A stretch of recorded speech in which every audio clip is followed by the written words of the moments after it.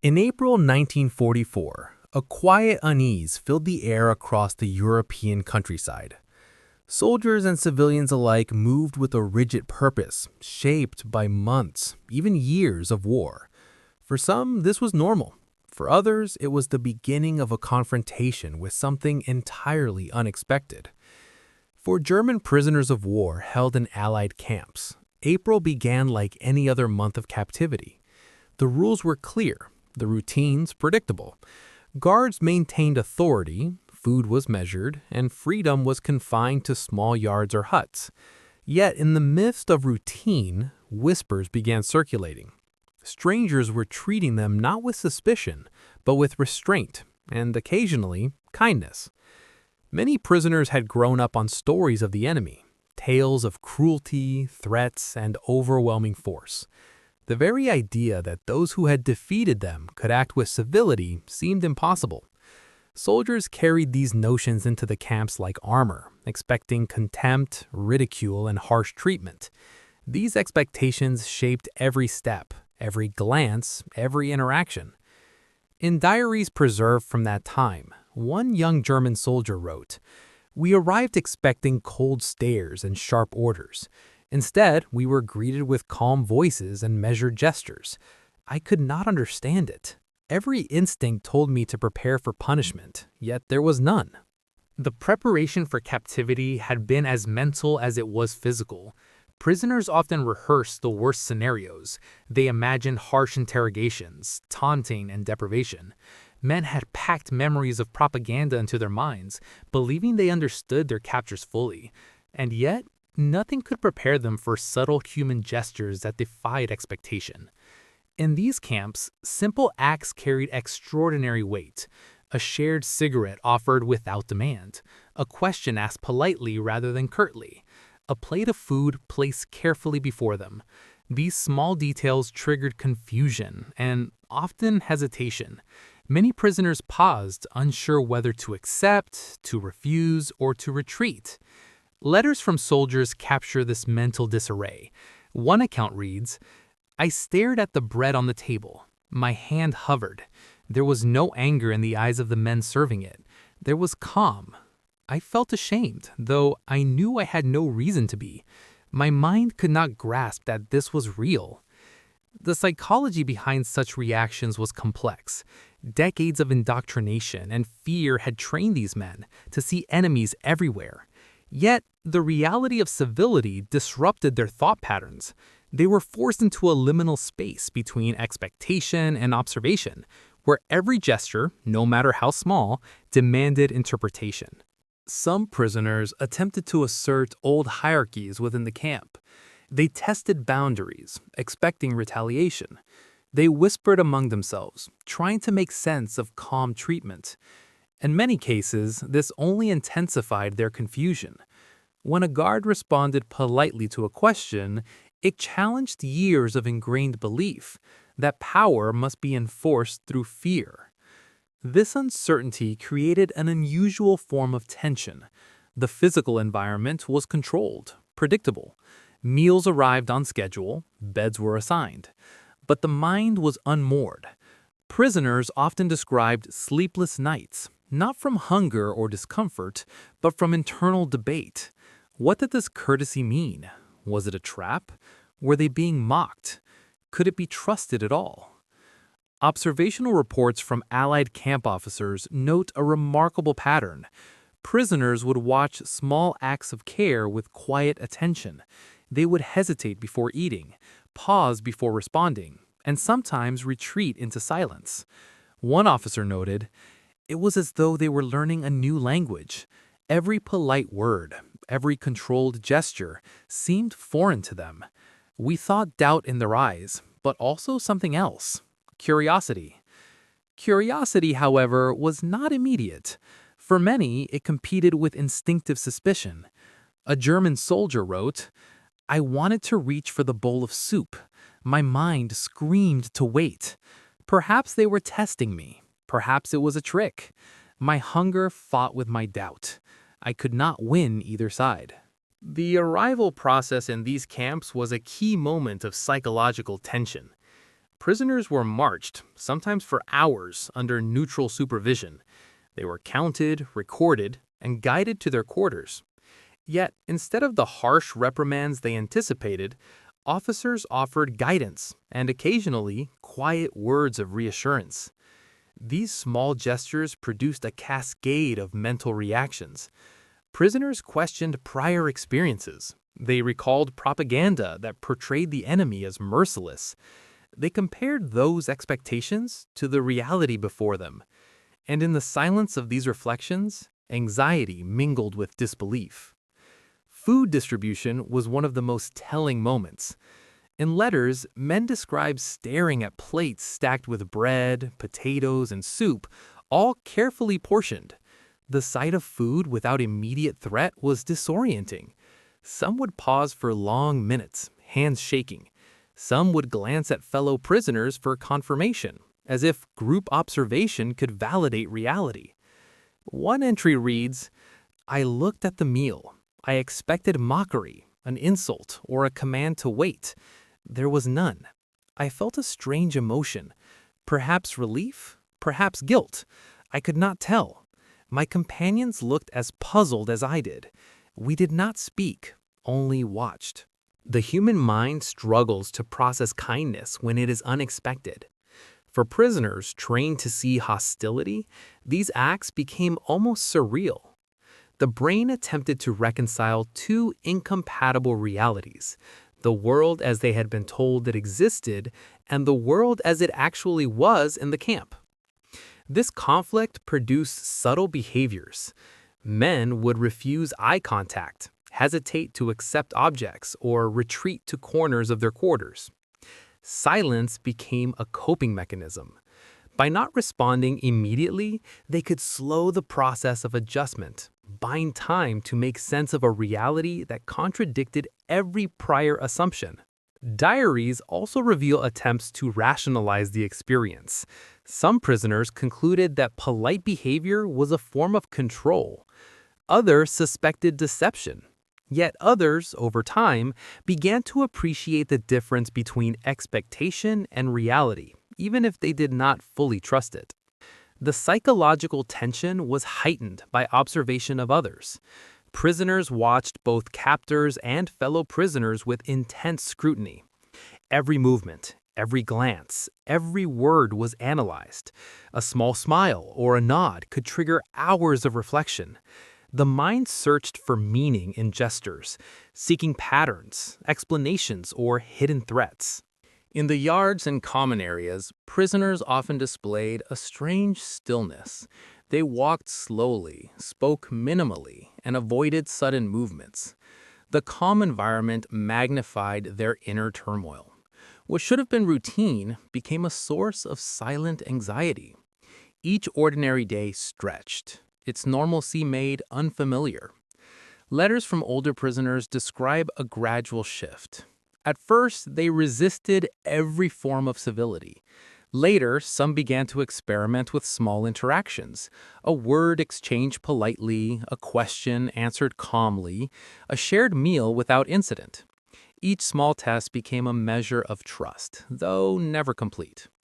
One account states, "I dared to ask a simple question. The officer answered without anger. I expected reprimand. There was none. My heart raced, my mind spun. I could not understand how a question could pass unpunished. I laughed quietly at the absurdity, then wondered if I had lost something in expecting cruelty." This gradual adjustment did not erase doubt. Suspicion remained, layered over emerging understanding. Prisoners learned to navigate this new social landscape carefully.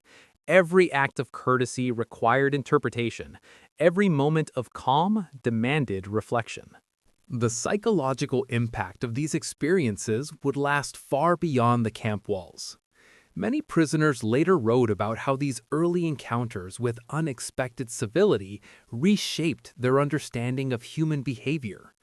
The initial shock, the disarray, was not merely about captivity, but about the revelation that reality could diverge so sharply from expectation. By the end of April 1944, a subtle transformation was visible. Some prisoners had begun to accept basic gestures without fear. Some remained frozen in doubt. The internal struggle between belief and observation continued. Every morning, every routine, every act of civility became a test, a puzzle, a reflection on what it meant to confront kindness where hostility was expected. And so, the stage was set for the next phase, the moment when expectation would meet reality fully.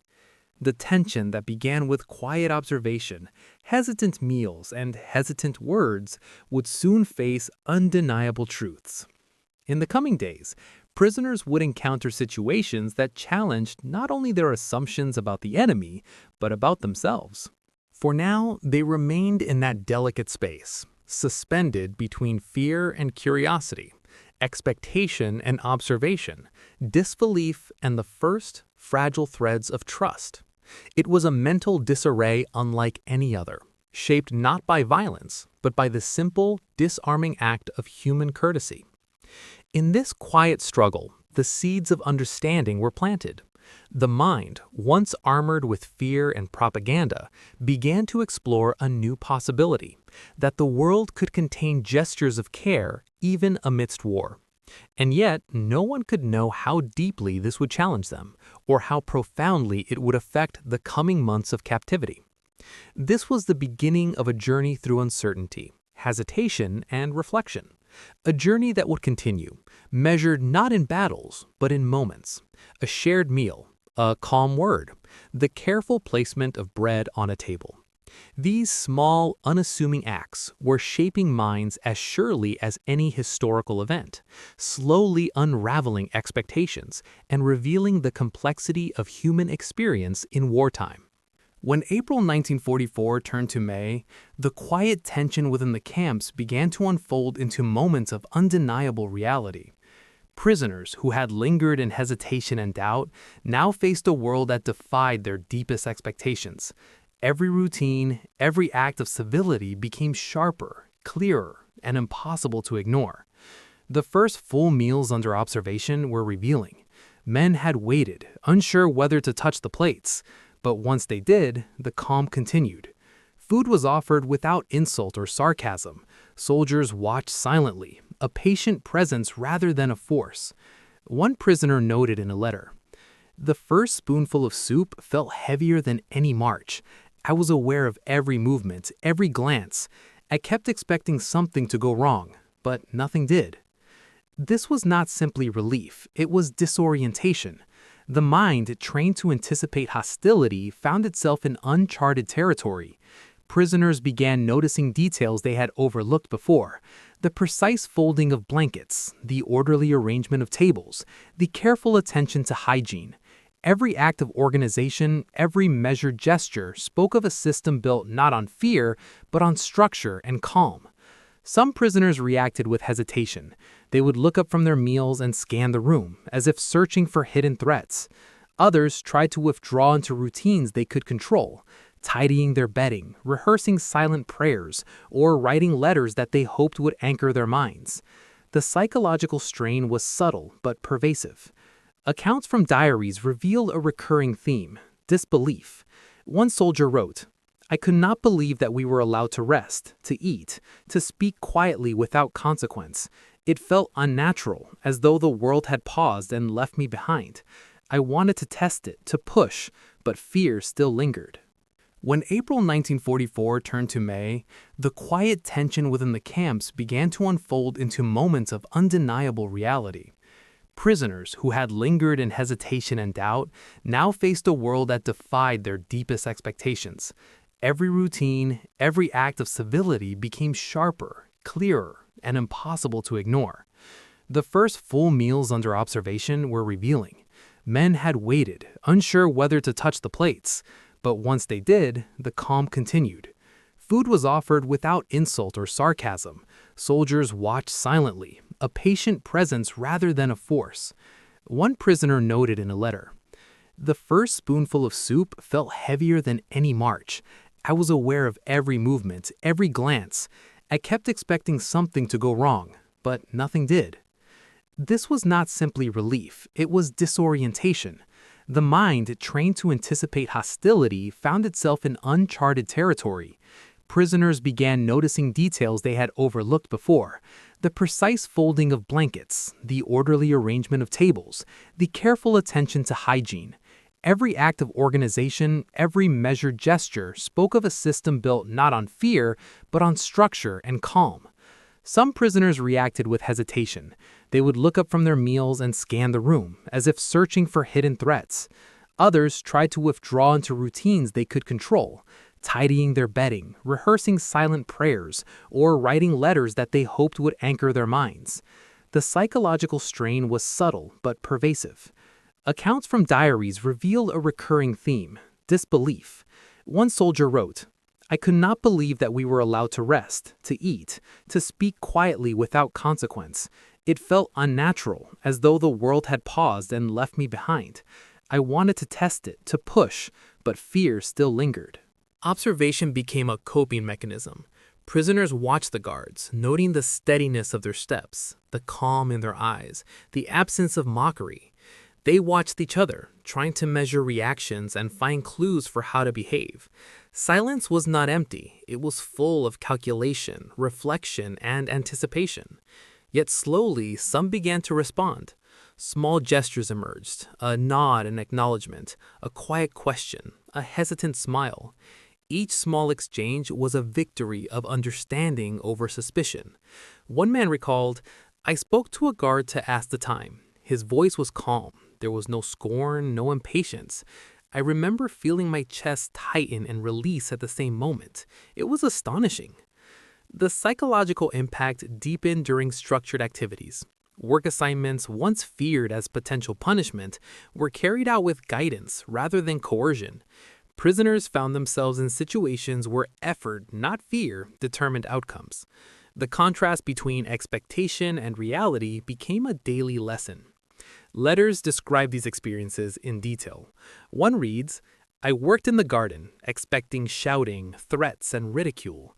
Instead, there were instructions, patience, and careful observation. My hands moved, my mind raced. I felt as if I were learning a new set of rules, rules that made sense but seemed foreign." Observation of fellow prisoners also shaped reactions. Men compared notes silently. They watched who hesitated, who reached first, who accepted a simple gesture. This quiet social learning was profound. It allowed prisoners to navigate unfamiliar interactions without immediate guidance, while their internal dialogue wrestled with suspicion, disbelief, and emerging trust. Another diary entry captures this shift. "We waited in line for food. Some took the portions immediately. Others hesitated. I watched them, then watched the guards. Nothing changed. Slowly, I stepped forward, aware that the act itself was a test of my mind, not just my obedience." Sleep brought its own challenges. Prisoners reported restless nights, not from fear of attack, but from replaying the day's interactions, questioning their reactions, and imagining future encounters. The mind could not rest while trying to reconcile past beliefs with present reality. Some men wrote long letters describing these sleepless hours, filled with reflection on human behavior and the subtlety of civility. As days passed, small accumulations of trust began to form. The repeated consistency of kind, measured acts created a sense of predictability that slowly reshaped internal expectations. Prisoners started to engage in minimal conversation, ask questions, and participate in routines without immediate hesitation. Yet, doubt remained. Even as trust grew, the expectation of deception lingered. A single unfamiliar gesture could reignite anxiety. Prisoners learned to navigate this duality, appreciating calm and courtesy while remaining mentally vigilant. One letter captures this delicate balance.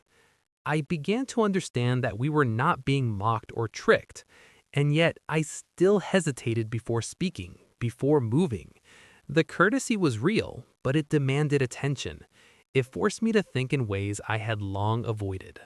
Another critical aspect was observation of the guard's behavior toward others. Prisoners noticed patience extended to all men, not selectively. They saw calm responses to mistakes, careful instructions during work, and consistent fairness in every interaction. These patterns reinforced a slow recalibration of belief.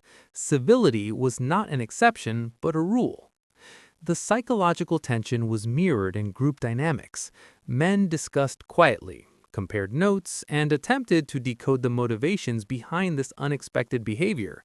Some reached the tentative conclusion that their captors sought order, not revenge. Others remained wary, suggesting that benevolence could be a subtle form of control. Both interpretations coexisted, reflecting the complexity of adapting to a new environment. Small acts continued to have profound effects. One account describes a simple exchange over a shared blanket. I reached for the blanket, expecting a sharp word or a shove. Instead, the guard smiled and held it for me. I could not stop staring. My mind was unsettled, trying to decide if I should accept it or withdraw. I took it, slowly, feeling a strange sense of relief and confusion at once. Food remained central to this transformation. Meals, once a source of anxiety, became a focal point for reflection and observation. Prisoners learned to read the rhythm of distribution, the subtle cues and gestures, and the consistency of treatment. These small, repeated acts shaped expectations more than any single event could. The experience of courtesy was often described as almost unbearable in its strangeness. Diaries reveal sentences repeated with incredulity. They were polite, they were calm, they were consistent. I could not believe it. And yet, it was true. The contrast between internal expectation and external reality created what psychologists would later describe as cognitive dissonance. Prisoners had to reconcile years of training, fear, and belief with an environment that consistently contradicted those assumptions. This mental tension was exhausting, yet also formative. By mid-May, a remarkable pattern emerged. Prisoners who had initially hesitated now began to navigate routines with confidence. They could eat without fear, follow instructions without doubt, and engage minimally with guards in ways that felt natural. And yet, they remained acutely aware of the novelty of this reality, reflecting silently on every interaction. Letters revealed a lingering psychological complexity. One soldier wrote, "I moved through the day with a cautious ease. I trusted, but only just enough. I watched, I waited, I considered. And still, every kind gesture felt heavy with meaning, as if it were teaching me something I had long forgotten." The cumulative effect of these experiences was profound. Prisoners began to internalize a subtle lesson. Human behavior is not always predictable, and civility can exist even in contexts defined by conflict. The shock of this realization reshaped expectations, revealing the fragile line between fear and understanding. Observation of fellow prisoners further reinforced this transformation. Men who had been frozen in doubt gradually showed small signs of acceptance. Hesitation decreased, and silent testing gave way to measured engagement. The shared experience of reconciling expectation with reality created a quiet bond among men, though unspoken and subtle. One diary entry captures a small, revealing moment. "Two of us walked past the guards to fetch water. Neither of us spoke. Neither of us moved hastily. And yet, we both felt a change. Something had shifted. We were no longer waiting for anger or insult. We were learning to exist in this calm." Even seemingly trivial routines had weight. The distribution of clothing, the orderliness of sleeping quarters, the careful handling of tools, all communicated consistency and respect. Prisoners noted these details, internalized them, and slowly adjusted expectations. The psychological journey extended to self-reflection. Men wrote about confronting their own assumptions, recognizing the ways in which fear had shaped thought, and noting the difficulty of processing kindness without suspicion. Diaries from this period often contain passages of quiet contemplation. I realized I had never expected anything but hostility. And yet, here it was, daily, patiently, without demand. I had to reconsider not only them, but myself. By late May 1944, The mental landscape of the camp had shifted. Suspicion remained, but it no longer dominated thought. Observation, reflection, and repeated experience had allowed prisoners to navigate their environment with a new understanding. They could accept gestures of courtesy, recognize consistency, and process calm without immediate anxiety. The final letters from this period reflect a mixture of astonishment and quiet appreciation. One soldier wrote, "I came expecting cruelty and found patience. I expected anger and found calm. It is difficult to describe the disorientation, and yet I feel lighter, not because I am free, but because my mind has learned something new." The cumulative effect of these experiences provides insight into the human mind in extreme conditions. Prisoners, trained to anticipate hostility, were confronted with a reality that demanded re-evaluation. The process was slow, subtle, and deeply internal, unfolding in micro-moments. A meal served politely, a question answered calmly, a glance that offered neither mockery nor threat. In retrospect, these moments demonstrate how expectation shapes perception, and how unexpected kindness can unsettle even the most disciplined minds. The mental disarray that began in April became a landscape of reflection, learning, and conscious adaptation. By confronting civility where hostility was expected, prisoners experienced a psychological shift as profound as any physical encounter in war. By the end of Part 2, the picture's clear. The journey of these men through surprise, hesitation, and eventual understanding shows how the mind processes the extraordinary within the ordinary. It reveals the power of small, deliberate acts to unsettle, challenge, and ultimately transform thought. The mental disarray of prisoners facing unexpected courtesy was not a spectacle of drama or conflict. It was a quiet, internal struggle. It unfolded in stillness and observation, in hesitant movements and reflective silence. And in that quiet, it left an enduring impression on those who lived it, shaping their understanding of human behavior long after the war ended. Even in the midst of conflict, the mind encounters the unexpected, and it is in those encounters between expectation and reality, fear and calm, doubt and understanding, that some of the most profound lessons of human experience take root.